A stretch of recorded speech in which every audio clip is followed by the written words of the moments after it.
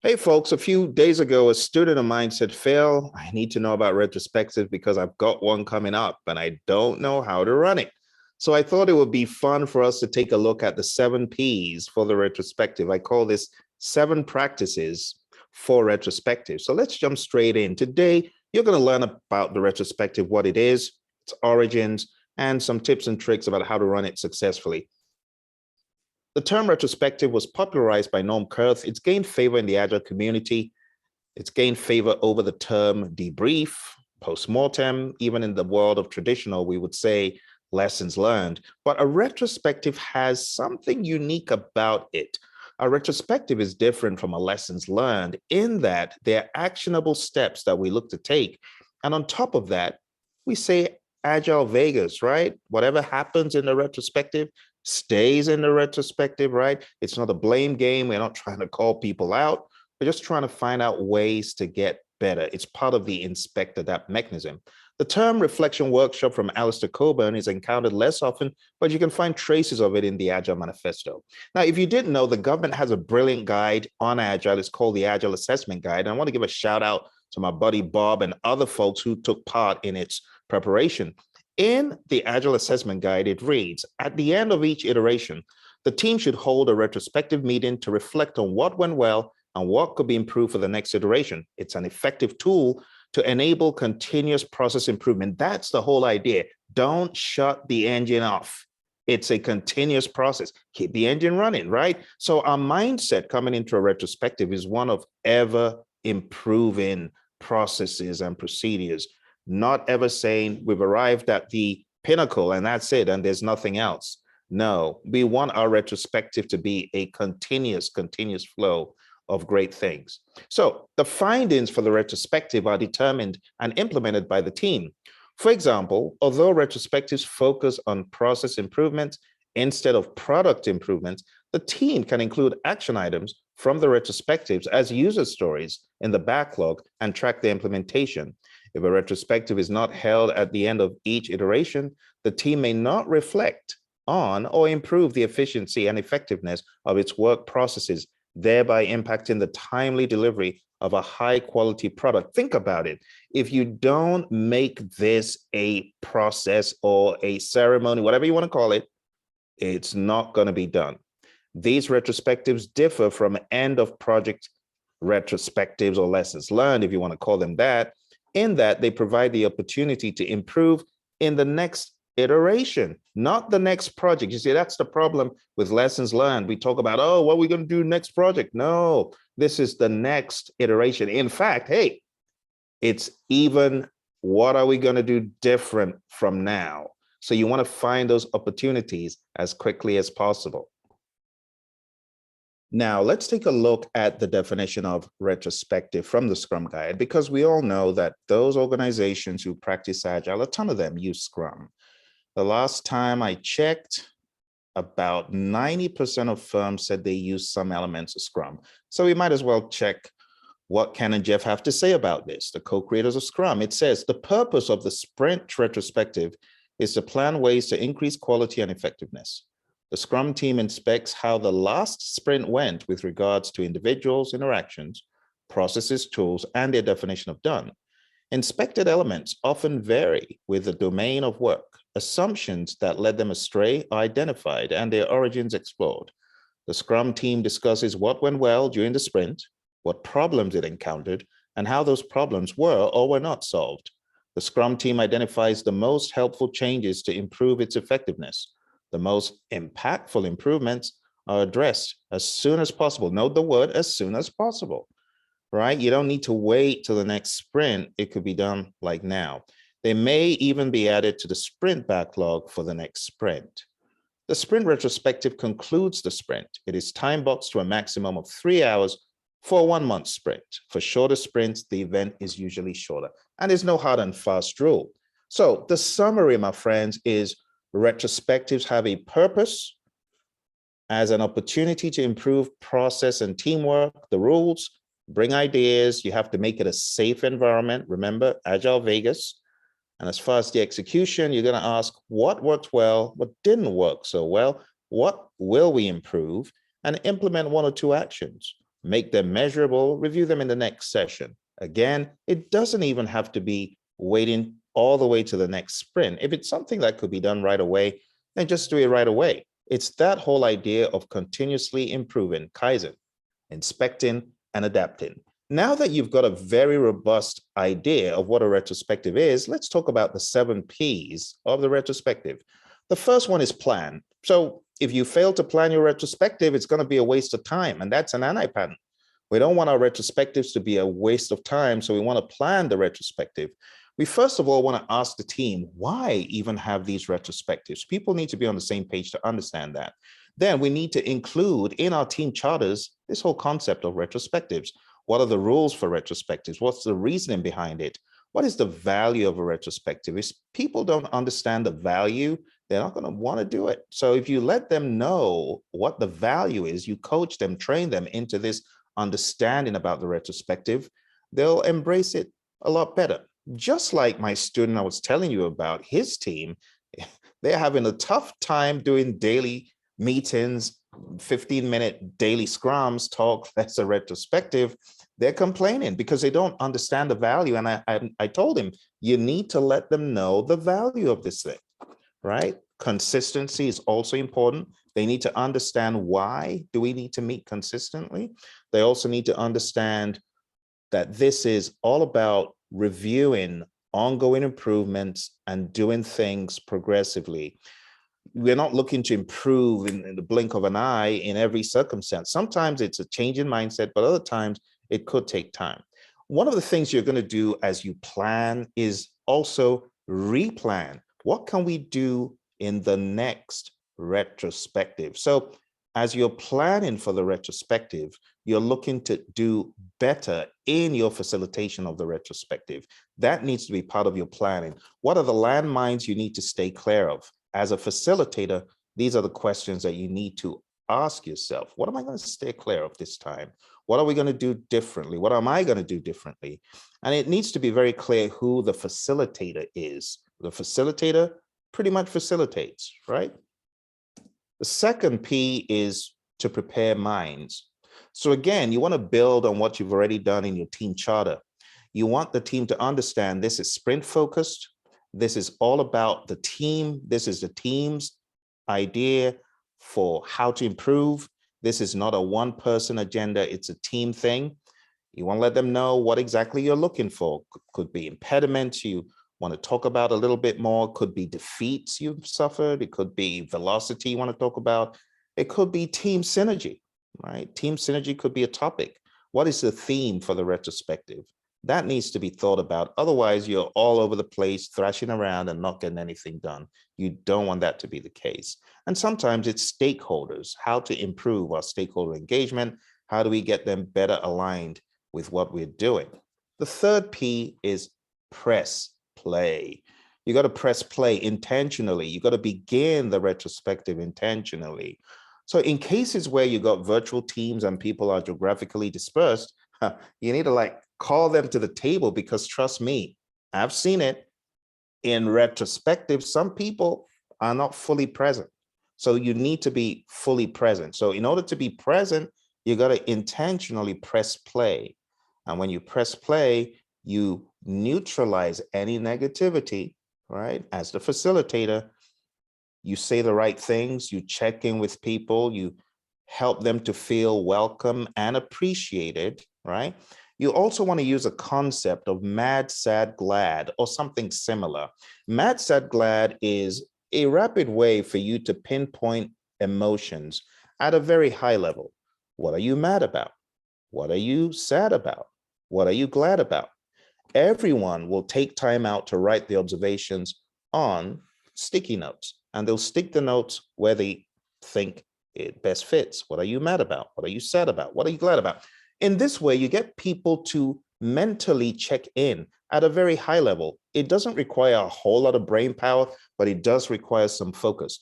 You also want the team to be aware of the whiffing factor. What's in it for me? There needs to be something in it for the team. That needs to be drummed down as a facilitator. And you also want to value people. You got to enable people to know they are valued. So play the mad, sad, glad game or something else. Get that high level intro, that high level commitment and understanding of what you're getting into. Number 4, play data gen games. What do I mean by this? I mean, play data generating games. No one wants to sit down in a room for 1.5 hours, 2 hours, being bored out of their mind. You got to make it enjoyable. One of my favorites is the sailboat. The sailboat is so much fun. It's a visual concept. It's a great metaphor. And this is from our friends at Miro.com. It just helps you put some structure around what you're retrospecting. Your Agile team will compare your last sprint to a sailboat and identify what propelled it forward, like wind. What was our enabler? What held it back? What were the anchors? And they'll put the observations on stickies and just stick it near the anchor or near the wind. Or you could even ask, what is our goal? Did we get to our goal? What is your perception of our goal? And whatever they perceive the goal, whether it was success or otherwise, they could also come in accordingly, right? We could also have reefs, future risks ahead, and things like that. You could make it so much fun.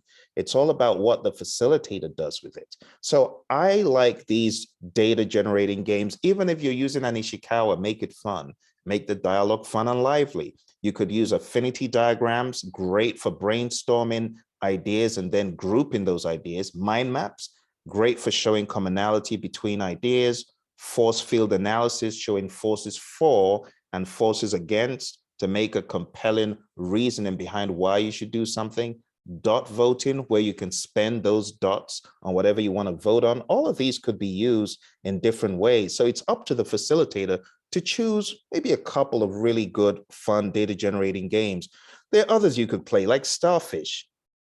Shape of a starfish, post-it notes, what you should be doing, what you should do less of, what you should do more of, what you should stop doing, and what you should start doing.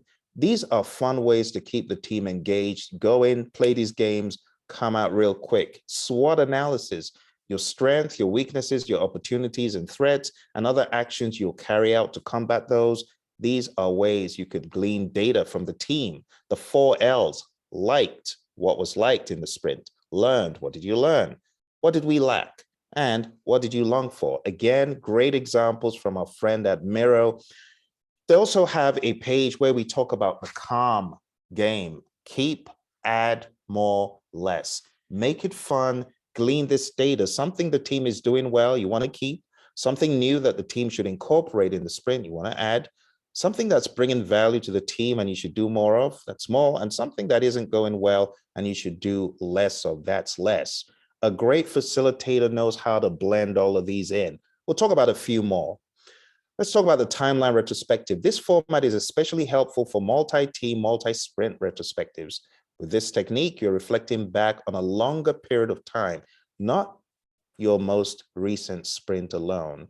You could also use the concept of tell a story. For new teams, retrospectives can be exciting, but for established teams, they can start to feel like a chore. This technique relies on some familiar retrospective concepts, but uses them in a new way. The gist is that you get some shaping words such as mad, sad, and glad, like I showed you earlier, and then team members will have a set time box to silently write a story about the last sprint. Here's the catch. They need to incorporate the shaping words. Team members read their stories aloud, discussing findings, and decide what actions they'll take next. We also have the start, stop, continue, very similar to the ones I showed you previously. A good retrospective isn't just about having a conversation. It's about identifying action items that you can use to improve your next sprint. This retrospective tool is great for turning a discussion into action. So the idea is we're collecting meaningful data. That's why I call them data generating games. You got to make it fun, and the next time will be more fun. And you can even incorporate other side attractions like entertainment and food. Help your team enjoy the retrospective so it doesn't feel like a chore. Let's talk about the last one here. The last one here is start, stop, continue. Start, stop, continue, as I have made allusions to before, is about making it fun and sucking the team in to give even more, because this is a time box of about 1.5 to 2 hours, right? So together you can, with the team, take it up a notch to the next level, and you can review your latest sprint, identify actions that you should start doing, stop doing, and continue doing in future sprints. This start, stop, continue is kind of winding down based on all of the data you've collected. You're now whittling it down to round off this very important data generating stage, because the next thing you're going to do is you're going to analyze the data. So you want to make sure you got all the data you need, want to make sure you got all the ideas you need, and then you can go into step 5, which is performing the analysis. Analyze the data, look for trends, look for convergence, look for parallels, look for places where you converge in agreements. And you could actually use the dig-sieve concept, the DIGCIV. So we define the problem, we identify the root cause, we generate alternatives, and then we choose the best alternative. So in step 5, this is really where you do the choosing. The define, identify, and generate, those are pretty much done in step 4. The choosing is going to be done in step 5. So you're going to choose the best ideas. You could use nominal group technique, you could use dot voting, you could use fist of 5, you could use just straight ahead voting, thumbs up, thumbs down, thumbs sideways, to get the best out of this step 5. After you have performed the analysis, the time comes to choose the best solution. So you choose the best solution, you use any of those techniques I talked about, but you want to prioritize your actions. So there are a number of actions, a lot of things you could do, but you want the top things. So you got to prioritize. And of course, who best to help you prioritize than the team? So however you want to vote, however you want to choose, rank, whatever, it's again a team thing. Teamwork makes the dream work, right? So have everything prioritized, the next steps, the next actions. Perhaps it's just one, perhaps it's 2. Perhaps the team feels there's bandwidth for more. Again, it's an individual team by team thing. Now, very recently, I heard people saying, well, we don't have to have a retrospective. Why are we being forced by Ken and Jeff to have these retrospectives? No one's being forced. You should do it because it's part of the inspect adapt mindset. There's actually no controversy. Why would you argue about a good thing? An inspect adapt mechanism. Why would you argue about that? Now, some people on the flip side, they say, well, we should have retrospectives whenever we want to. No one's stopping you from having retrospectives whenever you want to, but there better be something good to talk about for 1.5 to 2 hours. The idea is that depending on your cadence, you may actually want to have it more regularly. So if the cadence is like a 4-week one, you might choose to do it midway. No one's saying don't. Okay, so there's no hard and fast rule in the world of Agile. Hello, that's why it's Agile. Last but not least, you want to pursue outcomes or results. You want to pursue all these outcomes, these great ideas that you're looking to, these benefits you're looking to gain, pursue them and stay accountable. And it's not just going to be at the end of the next sprint that we take account. It's something that should perpetually be in our mind. So use your information radiators, facilitators, whoever is driving the facilitation should take it upon themselves to stay accountable, right? As a team, stay accountable. So remind the team, having these reminders visually, it also helps. Now, a lot of people think that you should turn the engine off and walk out of the retrospective and revisit the next one, right? Or visit the next one. I beg to differ. In my mind, the retrospective is always on. It's always on. Improvements are always on. So you can check out, but you can't leave. You're always in retrospective mode, right? You're constantly on the retro alert. You know, don't wait till it's too late.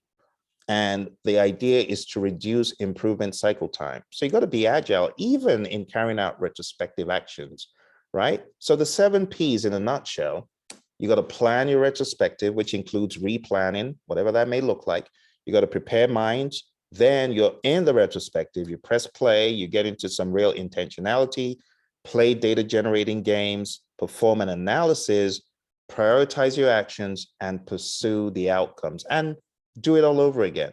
Just go to the next step. The moment you leave step 7, the pursue outcomes, you're immediately replanning. So it never stops, this constant cycle of improvement. What are we going to do next? And you'll be amazed at the great things your team can do. Now, there are some common retrospective pitfalls that we should talk about. First one is poor planning. Whoever the facilitator is needs to plan. The second one is whining. We don't want the retrospective to be a whining and whinging session. That's just no good. So we need to ensure that while we're hearing the team out, we don't want to obsess on all the negative things without getting anything good out of it. It will not be useful if it's just about words and whining.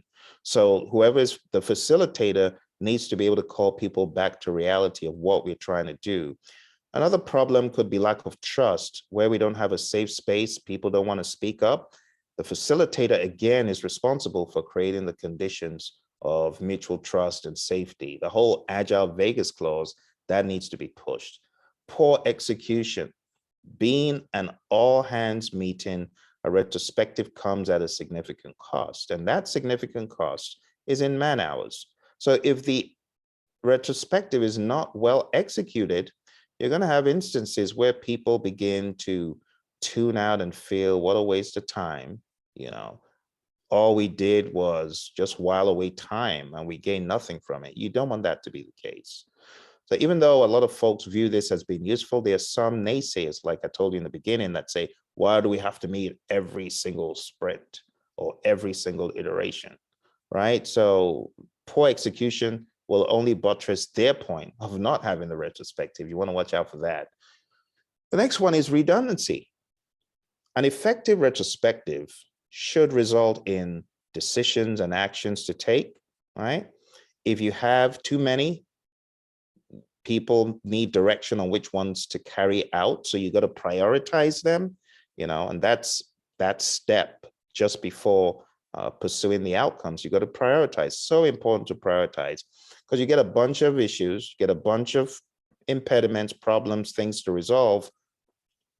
You got to go for one, right? And that's why in time past, the Scrum guide would say 1 or 2 improvement ideas per iteration, right? You could find people coming up with the same thing, retrospective after retrospective.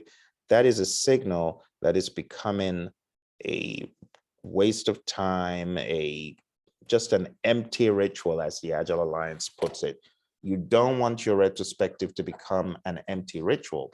So these steps, if well practiced, will help you prevent that from happening, or definitely slow down, reduce that from occurring. All right, so plan, prepare, press play, play data gen games, perform analysis, prioritize actions, and pursue outcomes.